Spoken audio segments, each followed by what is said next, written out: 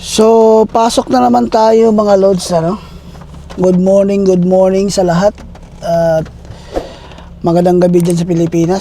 So, 6:15 dito ng umaga. Kung makikita nyo sa likod ko, tunog ng ulan is umuulan ngayon dito sa Vancouver.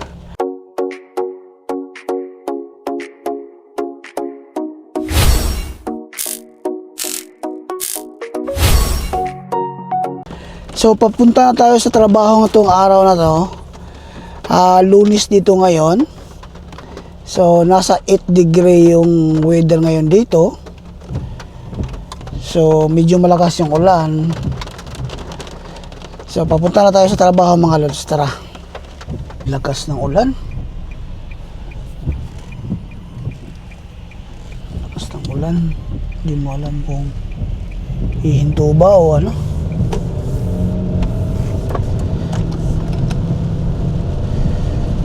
Ganito dito sa Vancouver mga lods. Sa bagay itong ulan na to hanggang anong araw ngayon? Hanggang Miyerkules yata o Martes. Tapos susunod dito puro ano naman sunny day.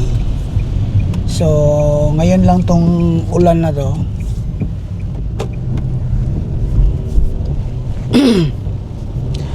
Ganito dito, isang linggong maaraw. Pagkatapos niyan, ulan naman ang susunod. So nitong araw mga lods, mayroon tayong appointment sa body shop. Kasi nga nitong sasakyan natin, no, nasagi ng isang driver din, nasagi itong bandang driver side door. So itong araw yung schedule niya na aayusin.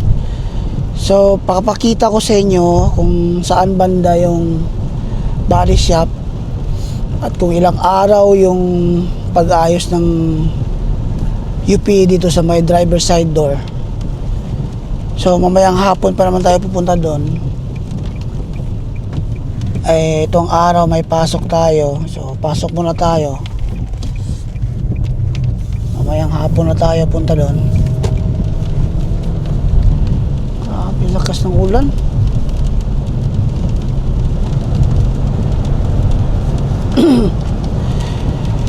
So simula sa bahay papunta sa trabaho, nasa ano lang naman 20 minutes, hindi 15 minutes. So kapag nag-commute tayo, panigurado aabot ng 30 to 45 minutes gawa ng mahirap din mag-commute mga lods kasi nga kagaya nito umuulan. Minsan yung mga bus not in service, minsan nasisiraan, minsan matagal. Kapag dito sa Vancouver, hindi naman lahat, karamihan sa mga bus kapag i-check mo sa online kung darating ba o hindi, nakalagay doon darating, pero mag-aantay ka ng ilang oras, hindi pala darating. Minsan nangyayari talaga yun dito mga lods. Kaya para sa akin, mas mainam may sasakyan ka.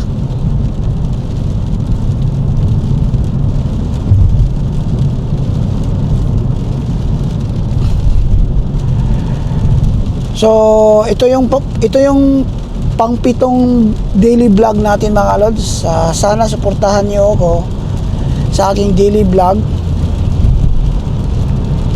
Sinisikap kong gumawa ng content para sa mga, siyempre sa mga subscribers natin. Sa mga hindi pa nakapag-subscribe, ay kiusap po, paki-subscribe na lang po at maraming salamat. God bless din sa inyo mga lods, no? So kapag dito kayo mapunta sa Vancouver, ito ang mararanasan nyo, panay ulan. Lalong lalo na kapag full season dito, panay ulan talaga. Tapos yung ulan pa naman, hindi siya humihinto, talagang buong araw yan. For example, itong araw mag-uulan, panigurado yan, buong araw yan. Malapit kasi sa dagat tong Vancouver, kaya parang nagre-recycle yung kwan. Umaaraw ngayon, tapos bukas ulan naman, parang ganun.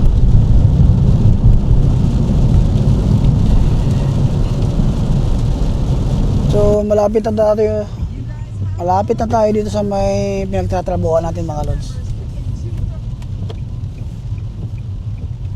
So dito sa Vancouver, kahit panay ulan, hindi naman bumabaha. So ayos lang din. Maganda ang ano nila dito eh, drainage system nila dito, kasi nga hindi siya bumabaha. Doon lang banda sa may Abbotsford bumabaha doon, pero dito sa downtown hindi bumabaha. So nandito na tayo sa pinagtatrabahuan natin. Antay lang natin na magsarado yung gate, kasi kailangan mong tingnan kung nagsarado ba o hindi. Ayan, nagsarado na. So yun nga, mga lods, no? Meron kaming libreng parking dito sa company. So wala kaming ibang ibabahala kasi nga libre ng parking. So dito lang tayo mag-park.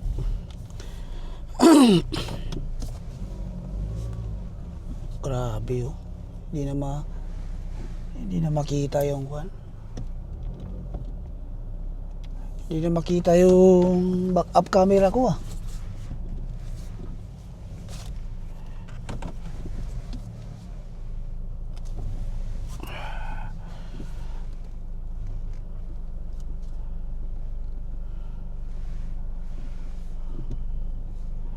Atras lang tayo.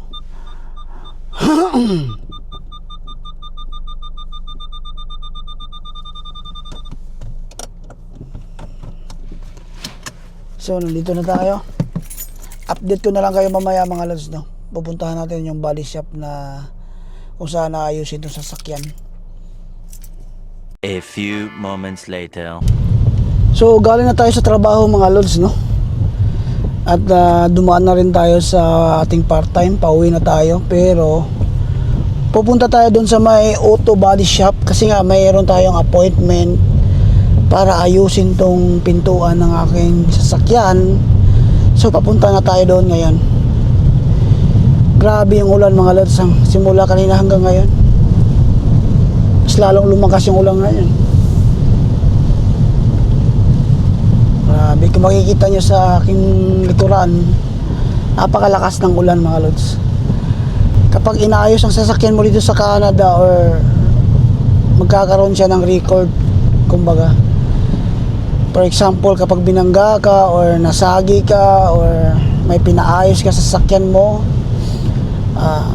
magkakaroon ng record yung sasakyan mo, kasi magsasubmit ka ng claim sa ICBC. Yung ICBC parang LTO sa Pilipinas. So magsasubmit ka doon kasi nga hindi mo kasalanan yun, nasagi ka lang, merong nakabangga sa'yo. So ang mangyayari doon, magre-report ka sa ICBC na explain mo sa kanila na binangga ka, ganito, ganyan. At siyempre meron kang buong detalye kung sino yung nakabangga sa'yo. Like for example, meron kang license sa kanya, record niya, lahat-lahat, telephone number, yung registration ng sasakyan niya, pipicturan mo yon, yung lisensya niya. So kapag meron ka na nun, pwede ka na mag-submit ng claim sa ICBC. Tapos kapag okay na, yung ICBC na bahala kung saan ipapaayos yung sasakyan mo. So naka-schedule tayo ngayon doon sa body shop na aayusin itong sasakyan. Yun din ang pangit, mga lods, no? Kapag nakabangga ka or binangga ka, kapag merong isa ipaayos sa sasakyan mo, magkakaroon talaga ng ano. So kung may plano kang i-trade in yung sasakyan mo, so siyempre magkakaroon yun ng record dito sa Canada mga lods. Kapag meron kang claims sa record ng sasakyan mo, yung presyo ng sasakyan mo is bababa. Kaya imbes na may plano kaming i-trade in yung sasakyan na to, hindi na lang, gawa ng lugi ka mga lods kumbaga, kasi nga bababa yung presyo ng sasakyan mo eh. So i-keep na lang namin itong sasakyan na to. Balang araw matuto ring mag-drive yung anak ko, kaya sa kanya na lang to. So yun ang advantage saka disadvantage kapag meron kang sasakyan. Ang advantage doon is naayos yung sasakyan mo, balik forma naman, balik kung ano yung hitsura dati, babalik, pero magkakaroon ng record yung sasakyan mo sa Carfax. Yung Carfax na yun yung ang tawag sa history ng sasakyan dito. Kapag binenta yung sasakyan mo or iti-trade in mo yung sasakyan mo, walang ibang hahanapin kundi yung Carfax history ng sasakyan mo. So papunta na tayo doon sa body shop mga lods. Sabi naman nila, sagot nila yung kuan, rent a car. Siyempre kailangan natin ng sasakyan araw-araw sa trabaho. So sila na bahala magbigay sa atin ng rent a car. Mamaya titingnan natin kung anong klaseng sasakyan ang ibibigay nila. So samahan nyo ako mamaya, pakita ko sa inyo. Kahit umuulan, try natin mag video doon. So nandito na tayo sa may O2 body shop mga lods. Pakita ko sa inyo. Ayan, Penny O2 body shop.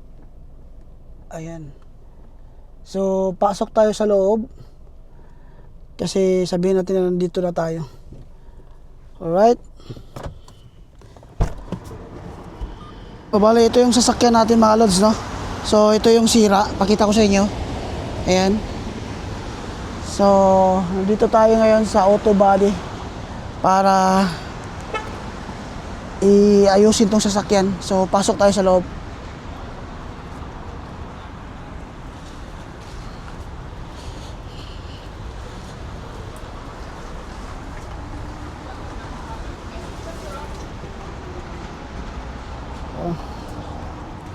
Hello. Yeah, I have an appointment today for my repair of my vehicle. Where's the Filipino guy here? Okay, may I have your last name? Wakan, my last name. Yes.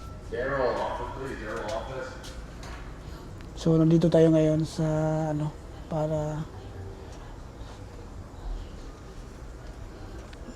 para ibigay na yung sasakyan para ayusin. So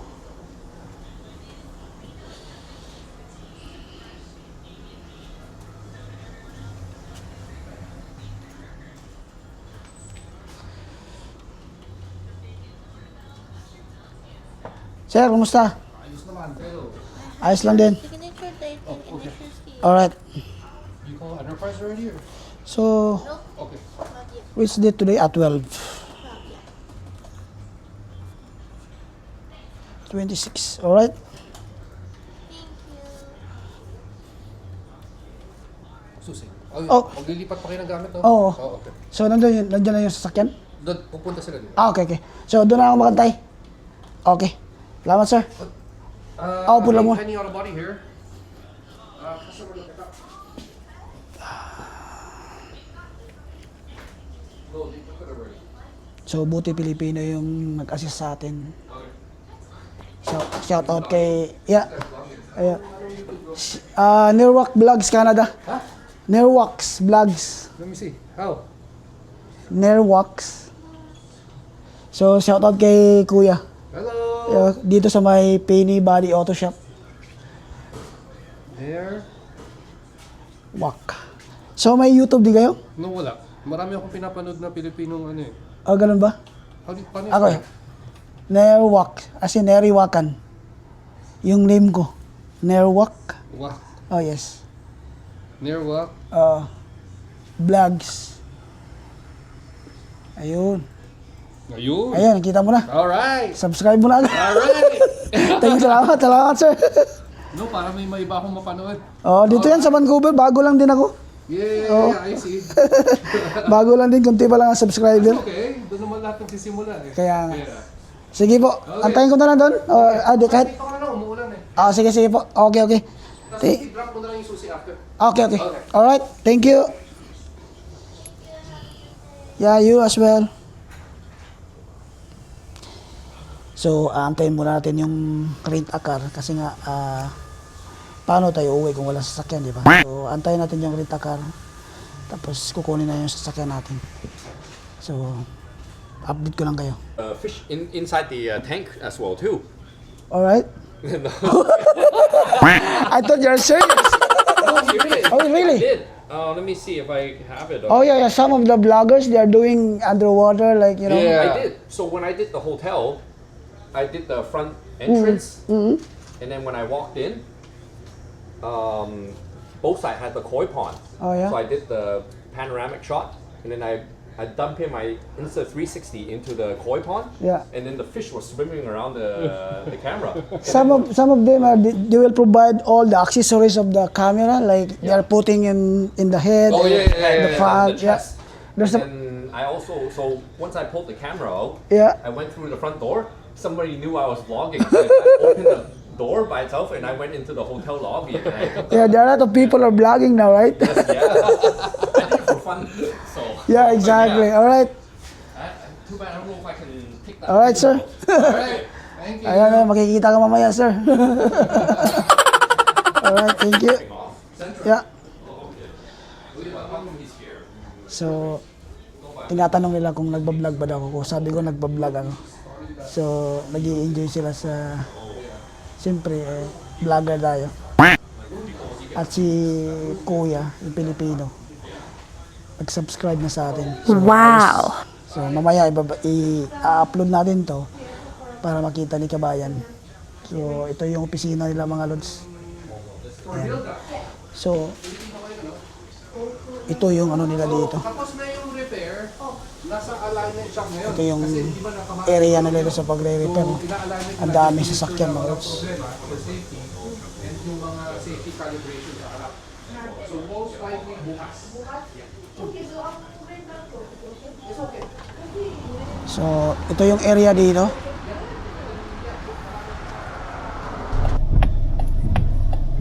So, ito na yung sasakyan na gamit natin. So, sobrang lakas ng ulan mga lods, no? Hindi na ako nakapag-video doon sa paggawa ng sasakyan. So, ito na yung gamit natin ngayon. Ito na yung rent-a-car mga lods. Napakaganda. Mazda. Ayan, no? Napakaganda ng rent-a-car mga lods. So, nandun na yung sasakyan. Iniwan na natin yung sasakyan mga lods. So, ito yung gamit natin ngayon. Mazda 3. So, nandito tayo na ngayon sa station ng tren. Sinundo natin si Mrs. So, pauwi na kami mga lods. Nandito na si Mrs. Oh. So, hindi niya nakilala tong sasakyan kasi nga itim. Yung sasakyan namin kasi puti. Kaya, buti kumaway ako para makita niya. So, pauwi na kami mga lods. So, mamaya ko nang tapusin tong video na to pag nasa bahay na kami. Hanggang ngayon, umuulan pa rin. Ayan ako makikita nyo. As in, lakas talaga ng ulan. Grabe. Kanina pa to. Ayan mga lods. Ganito sa Vancouver. Hindi magpayo yung lakas. So, mamaya na lang mga lods ha. Pag-uwi sa bahay. Tara. So, kakarating lang natin sa bahay mga lods. Kung makikita nyo yung suot ko, galing pa akong trabaho kasi. Kaya nakaganito lang ako. Dumiretso na ako dun sa rent-a-car. So medyo madilim na dito, gabi na kasi. Huminto na yung ulan. Ayan, kakahinto lang. Kasi nandito na kami sa bahay. So hanggang dito na lang siguro yung video na to mga lods. Huwag kayong mag-alala, i-upload to ngayon medyo napagod sa sa trabaho. Try ko ma-upload itong araw na to. So hanggang dito na lang. Maraming salamat sa panonood. So God bless everyone. Bye for now.